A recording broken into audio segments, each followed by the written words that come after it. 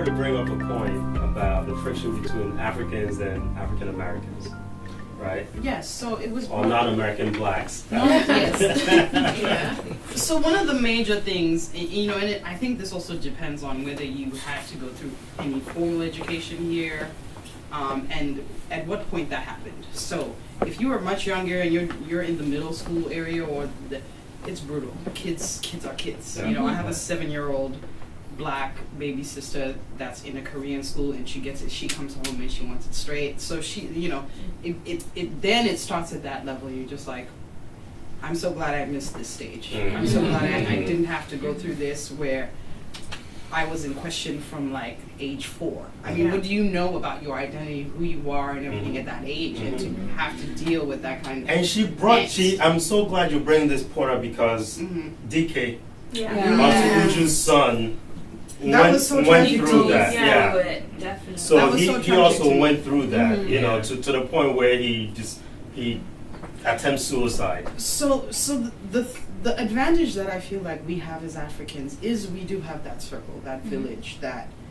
the doctors and the lawyers and the presidents or whatever, they look like us. They're not. That's not a rare thing. Even with African American friends of mine now, we talk very frankly about this. But one of the things that would come up is the tension. And a lot of it comes from the shaming because you kind of have two sides to that coin, where there's the shaming, but I also think there's a sense of awe. You know, there's a sense of awe in the, oh wow, they really know where they come from. And that's kind of where a lot of it comes in. And then we as Africans are coming to it from a sense of awe, like, oh, but you're American. You had all this at your feet. And really at the end of the day, we're just racking our brains over this identity and oh my gosh, and sort of living this existence that does belittle us. Yeah.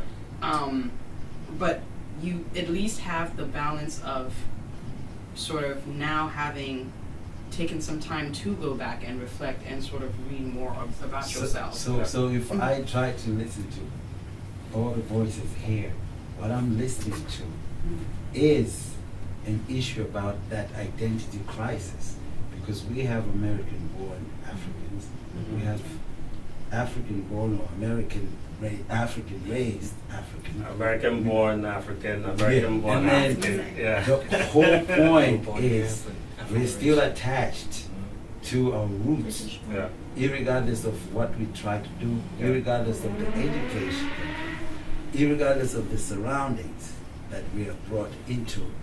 We still have that part of us that draws us into who we really are supposed to be. Yeah.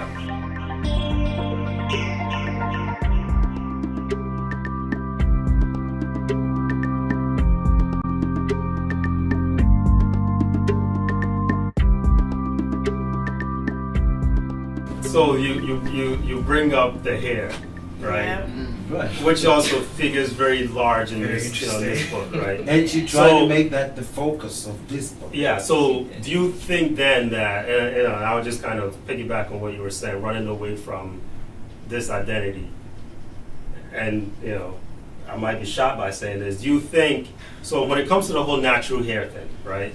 Is it to say that black women who who aren't wearing their hair natural or things like that are running away from their identity? I'm not going Do to you try- think that she's trying to say that, or that she's trying to say that it's about time that black women and also black men embrace more of no. Yeah, I mean, because when I talk to that cultural identity, no matter how running away from try to place it, it's that cultural identity. Yeah. We will never have enough time for Yeah, all because that. I mean, But there's sometimes the fact is, I think that's what we are doing. We're trying so hard, in so many words, to separate ourselves from who we naturally are. yeah. But when you say we are trying, what are you referring to? I'm talking about the kids that came from Africa, from African parents like yourself. When you say you came here, you got this education and you were trying to find yourself, it's not going to leave you. you're always going to be reminded of where you're Nobody coming is from. finding yourself doesn't And- mean and- being African or And embracing that's that what I part was of trying to you. say. And she mentions coming into America at 15 after having lived in Nigeria, and you came here, and I think if I could correctly get it, you I'll probably correct say that's very good. You say that you were kind of like rebellious, you didn't care. No, what I was trying to make you guys understand was I saw that my African identity made me insulated. I felt like I came from a place where I saw black people on television, I saw black women on TV, I saw black people who were leaders. So I didn't feel, I hate to bring this up, but like Charlemagne the God, like he has this quote where he's like, I'm too arrogant to ever have low self-esteem. I think that my African identity made me arrogant because I felt like I came from a place where I knew who I was, I knew what my culture was, and I didn't feel inferior about myself. I felt like the microaggressions with race that a lot of black people experience in America, I couldn't feel it. At 15. Ifemelu was also, well, there are a lot of points. I feel like you've had a point to make. But I'm not saying that I felt better. I'm just saying that made me feel stronger in myself. Yeah. So But it's kind of like Ifemelu is almost 15. like that, where That's good. she's not. There was a word I was using, and I'm not sure this is the right word.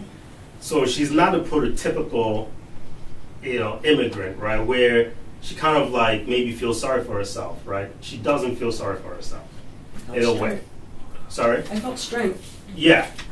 But But here's- it does. These two. Your point.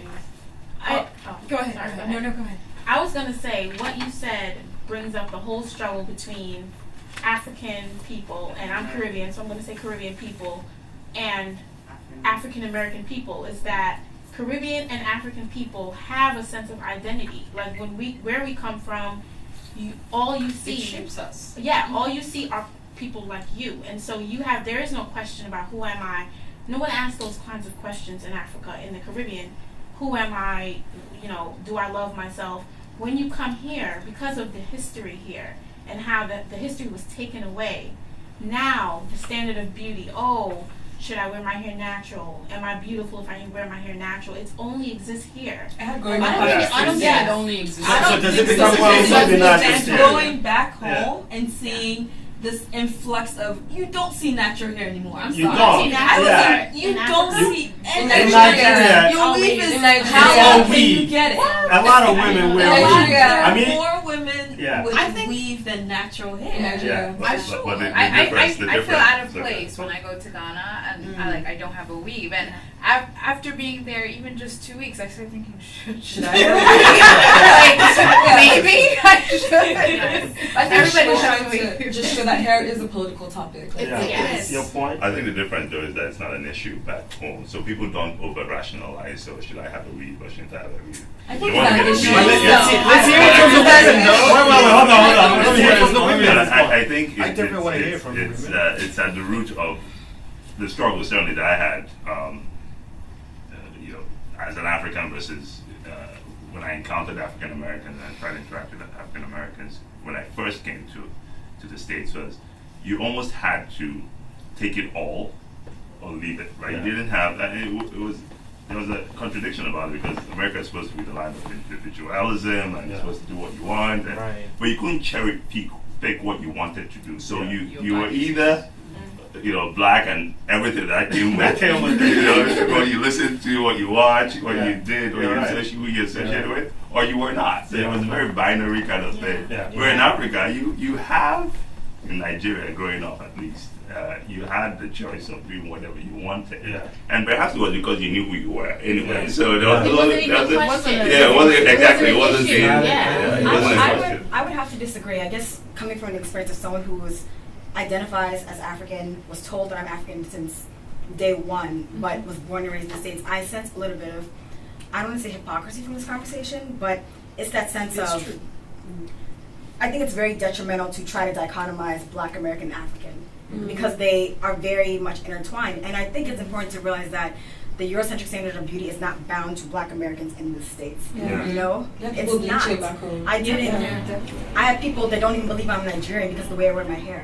Yeah. You know, What do they believe they think you I'm are? Kenny, they think I'm South African. I take no offense to it because you know Nigerian women don't wear